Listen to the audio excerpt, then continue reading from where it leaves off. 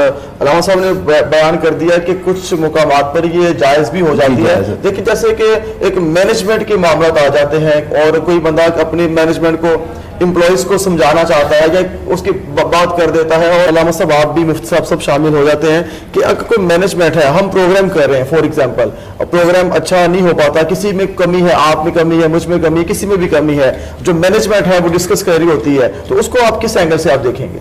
عزت نفس سے ہٹ کے میں کہہ رہا ہوں کہ وہ اپنے ٹیکنیکل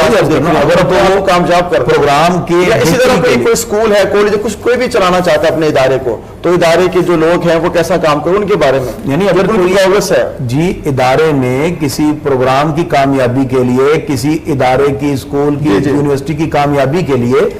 اگر وہاں صرف اور صرف اصلاح کے پس منظر میں اگر لوگوں کو بٹھا کے کوئی ایسی بات کی جائے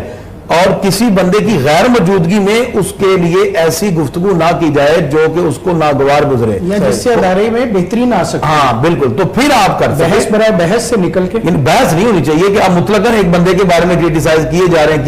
یہ تو پھر اس کا مطلب کہ آپ اس کے لیے کامیاب نہیں ہے تو اس سے رخصت لے لیں، ہدف نہ بنائیں۔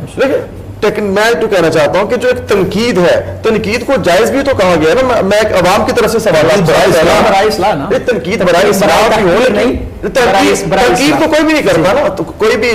جس کا مائنڈ ہوتا ہے وہ تنقید نہیں کرتا، وہ درستگی چاہتا ہے، تو درستگی کیسے ہے؟ اب لہجہ ہر ایک اپنا اپنا، اس کے لیے سب سے پہلے تو بہتر ہے کہ جو سنگل پرسن ہے اس کو اکیلے سے بات کی جائے، اس سنگل پرسن سے کہیں کہ جی آپ میں یہ پرابلم ہے، آپ اس کو ٹھیک کریں، اگر وہ نہیں ٹھیک کرتا تو آپ اس کو اس ادارے سے رخصت دے دیں، سیدھی سی بات ہے، اس میں بجائے کہ آپ خود گناہ گار ہوں اور اس کے آپ جب وہ ٹھیک نہیں ہو رہا تو آپ سمجھتے کہ میرے ساتھ یہ نہیں سے چل رہا اور یہ ادارے کی بدنامی کا باعث ہے، یہ ادارے میں پرابلم کریٹ کر رہا ہے، تو آپ اس کو رخصت دے دیں،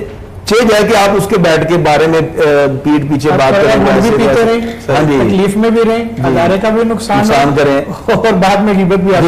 جائے، تو بہتر ہے کہ آپ اس کو رخصت دے دیں۔ تو پھر ڈاکٹر صاحب ایک اور سوال ہے، میں وہ کرتا ہوں آپ سے، جو اختلاف ہے تو اختلاف کی پھر کیا ڈیفینیشن کریں گے؟ اختلاف تو ڈیفینیٹلی اس سے ہوگا، آپ میرے سے بات کریں گے، علامہ صاحب کی، ڈاکٹر صاحب کی، کسی کی بھی، تو آپ کو ان سے اختلاف ہے تو آپ اختلاف رائے رکھ رہے ہیں، ان کے خلاف بات کر رہے ہیں، تو یہ باتیں پھر کس زمرے میں آئیں گے؟ پیٹ کے اندر بات تو رہتی نہیں، ایسے ہی غیبت کی تعریف یہ تھی کہ اپنے بھائی کے عیب کو بیان کرنا،